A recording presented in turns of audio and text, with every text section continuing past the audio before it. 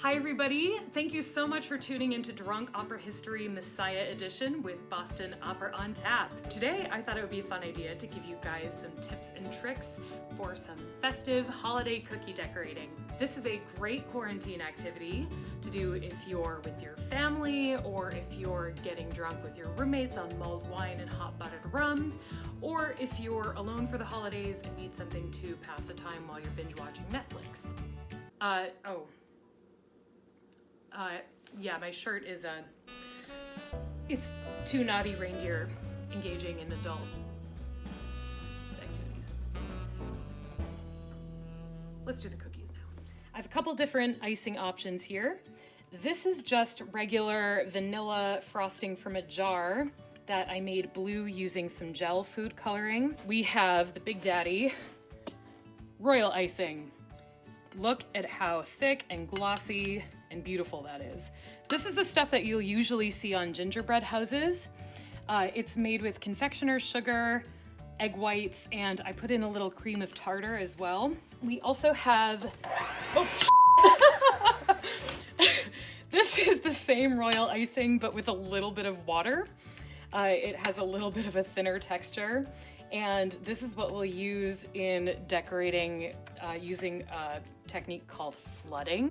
So whenever I start decorating, I like to do a few practice designs or lines or whatever, just to get a feel for the frosting, the texture, the amount of pressure necessary, and also to get some of the bubbles out. I've filled the bag. If you fill it too much, the bag can burst and you may not have as much control, so I've only filled it a little bit.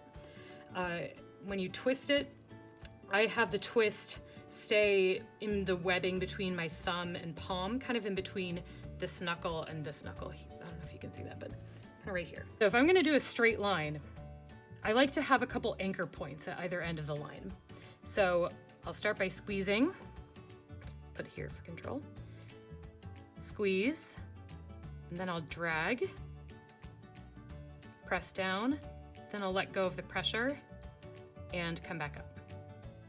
Again, down, drag, down, let go, come up.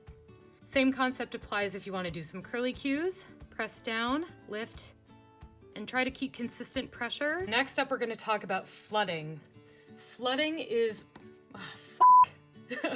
flooding is what will get you this beautiful, smooth, shiny coating of royal icing on whatever cookie you're about to decorate.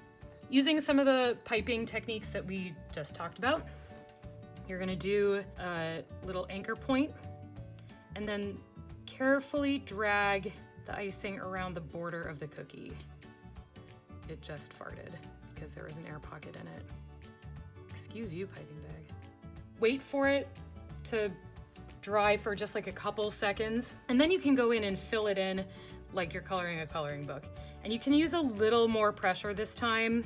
Just be careful, if there are air bubbles in the piping bag, it may pop, and it does not need to be perfect.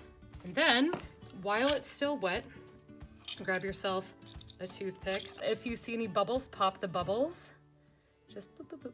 And fill in the little areas that are still not covered by icing. I'm sure there are more elegant techniques of doing this. Again, I am hardly an expert, but this is just how I do it, and I think it comes out okay. Not every cookie needs to be Instagram worthy.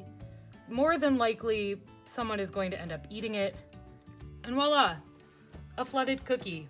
It's not perfect, but hey, it's nice and smooth and gorgeous. Let's try making a snowman. I flooded some more of these. I left the hats off of a couple, because sometimes that's just too much frosting. Then let's give him a blue hat. The red, I have this sort of zigzag ribbon tip thing. Let's give him a little scarf. If you want to give him a face, you can. I'm not going to because I don't really have stuff to.